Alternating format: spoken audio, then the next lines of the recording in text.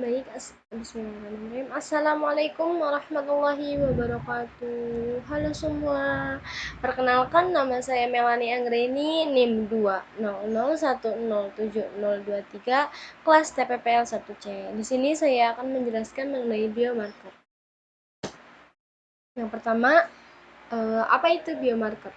Biomarker adalah tanda-tanda terpapar, efek atau kerentanan yang lebih awal tentang kemungkinan kondisi yang buruk.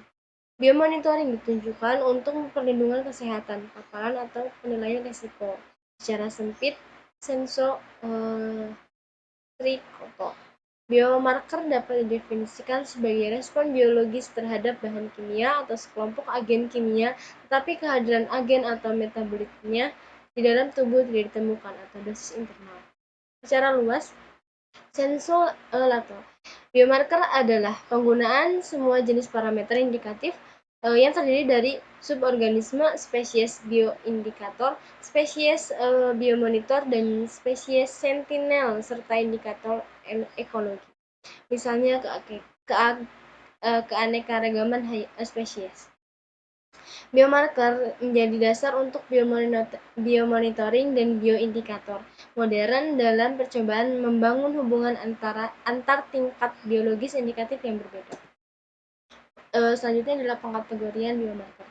Biomarker paparan, biomarker of exposure adalah substansi atau metabolitnya atau produk dari interaksi yang diukur dalam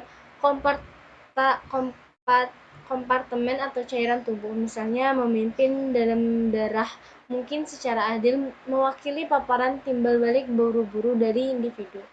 Biomarker paparan merupakan produk integrasi antara xenobiotik dan beberapa target molekul atau sel yang diukur dalam kompartemen suatu organisme. Secara umum, biomarker paparan digunakan untuk memprediksi dosis yang diterima oleh individu yang dapat dikaitkan dengan perubahan yang menghasilkan status penyakit.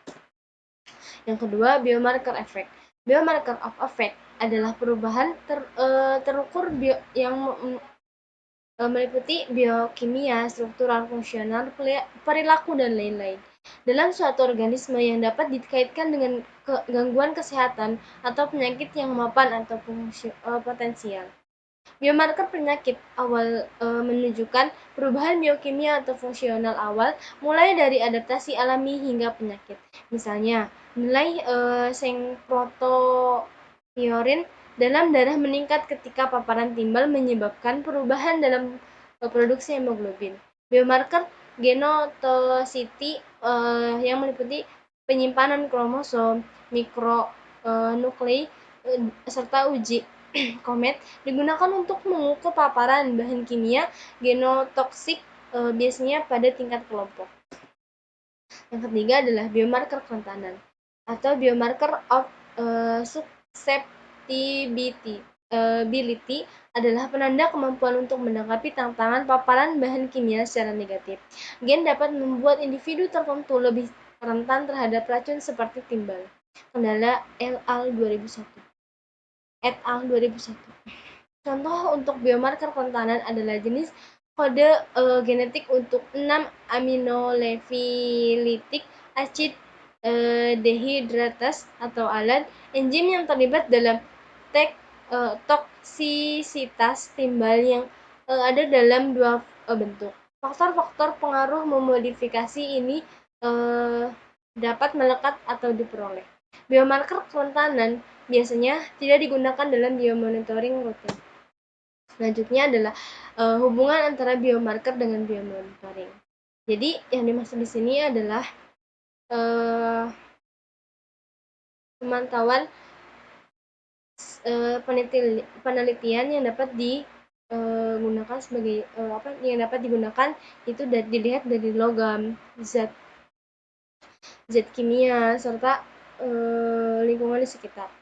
Yang pertama itu ada biomonitoring logam. Biomonitoring logam dapat dilakukan dengan pemeriksaan suatu media untuk menentukan bahan logam. Media yang dipakai adalah darah atau urin, jaringan tubuh, ikan, binatang, invertebrata, dan tanaman perairan. Yang pertama adalah logam yang ditemukan pada darah dan urin bisa terdapat zat besi, manganese, tembaga, merkuri, zinc. Nah, Logam berat di atmosfer ditemukan pada jaringan burung, partikel timbal, arsen, merkuri. Logam berat tersebut berasal dari pabrik pengelasan logam yang secara tidak langsung burung memakan serangga dengan serangga yang terkontaminasi oleh logam berat tersebut. Logam berat di perairan ditemukan pada ikan, yaitu tembaga timbal zinc. Logam tersebut meningkat kadarnya apabila ada peningkatan BOD di perairan. Logam berat di perairan ditemukan pada binatang impar terbatas, yaitu bisa timbal, tembaga, kobal, nikel. Adanya logam berat tersebut pada tumbuhan invertebrata merupakan indikator tercemarnya lingkungan. Dan terakhir adalah tanaman perairan dan tanaman darat dapat dipakai sebagai bioindikator lingkungan yang terkontaminasi oleh logam berat.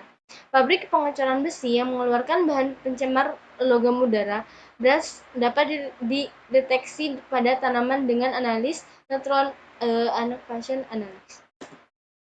Yang kedua adalah biomonitoring zat organik. Akumulasi zat organik pada beberapa spesies mamalia merupakan bioindikator yang berpotensial untuk mendeteksi pencemaran lingkungan. Beberapa zat yang dipakai sebagai indikator adalah sebagai berikut. Perubahan non-protein sulfridil pada sel liver dari tikus sebagai indikator terpaparnya oleh pestisida. Maksudnya meningkatnya bilirubin pada tikus menunjukkan adanya paparan yang disebabkan oleh trinitrotoluene atau TNT. Selanjutnya terdapat hubungan antara pencemaran lingkungan dengan polychlorinated biphenyl atau VCB, dioksin dan furan pada manusia. Selanjutnya terdapat dioksin furan VCB, DII dan lindane pada telur burung sebagai indikator pencemaran lingkungan oleh zat organik.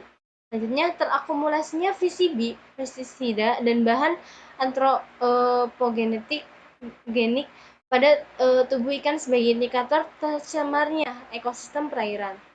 Meningkatnya aktivitas mixed function oxidase atau MVO pada ikan di sungai yang tercemar oleh bahan organik seperti PEH, dioksin, dan VCB. Aktivitas xenobiotik DNA aduk kotokrom V450 eduksi dan orihidrokarbon hidroksilasae pada ikan dipakai sebagai biomarker pencemaran pantai oleh VCB dan DDT. Terakhir adalah mengurangnya komunitas fitoplankton dapat dipakai sebagai biomonitoring pencemaran pestisida dalam perairan. Selanjutnya adalah biomonitoring limbah cair. Ada beberapa studi toksisitas yang dipakai untuk menilai buangan limbah dari limbah cair antara lain memakai bakteri dan memakai binatang invertebrata. Limbah pabrik kertas mengandung bahan kimia pemutih dilakukan studi memakai biota air misalnya ikan. Cara baru untuk menilai kualitas air laut yang terkontaminasi oleh bahan kimia pemutih adalah dengan cara bioassay antara lain uji inhibisi pertumbuhan algae dan uji larva biota laut. Yang keempat, biomonitoring pencemaran udara. Perubahan ambien atmosfer oleh adanya bahan pencemar udara dapat mempengaruhi kehidupan tanaman. Dan pinus jarum dapat dipakai sebagai indikator pencemaran alifatik hidrokarbon. Dengan pemeriksaan gas kromatografi ditemukan bahwa kadar hidrokarbon lebih tinggi pada daun pohon pinus yang berumur tua. Tanaman tingkat rendah antara lain Listen parmalia sulcata dapat dijadikan sebagai indikator pencemaran udara. Dengan demikian, maka Listen dapat dipakai sebagai biomonitor untuk pencemar udara. Yang selanjutnya adalah biomonitoring asidifikasi. Perairan yang mempunyai pH rendah akan bersifat asam. Keasaman perairan tersebut dapat dideteksi dengan memakai biomarker biota yang hidup dalam perairan tersebut. Dalam keadaan pH rendah yaitu 3, maka logam besi dan manganese akan terdeteksi dalam perairan. Efek perairan dengan pH rendah, logam yang toksis dan disolve organik karbon atau DOC terhadap hewan amfibi akan menyebabkan terlambatnya metamorfosa, menurunnya daya tahan, dan menurunnya berat badan hewan amfibi tersebut. Yang terakhir adalah biomonitoring kesehatan manusia. Biomonitoring VB dan CD pada wanita yang melahirkan dilakukan dengan memeriksa asi dan darah. Karyawan industri petrokimia yang terpapar dengan PAH pada pemeriksaan urin ditemukan biomarker sipirin. Yang terakhir adalah kriteria biomarker. Biomarker yang praktis dan berhasil harus memenuhi sejumlah kriteria, yaitu sebagai berikut. Biomarker harus memberikan tanggapan yang cukup sensitif untuk mendeteksi tahap awal dari proses toksisitas dan harus mendahului efek pada organisasi biologis tingkat tinggi. Selanjutnya, biomarker juga harus spesifik untuk kontaminan tertentu atau untuk kelas kontaminan tertentu.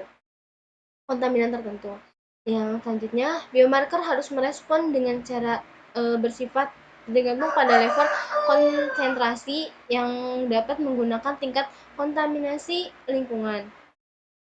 Yang terakhir adalah identifikasi variabilitas non-toksikological yang didefinisikan dalam varian tertentu terkait dengan faktor-faktor biotik. Ya, mungkin cukup sekian yang dapat saya sampaikan. Kurang lebihnya mohon maaf. Semoga bermanfaat. Wassalamualaikum warahmatullahi wabarakatuh.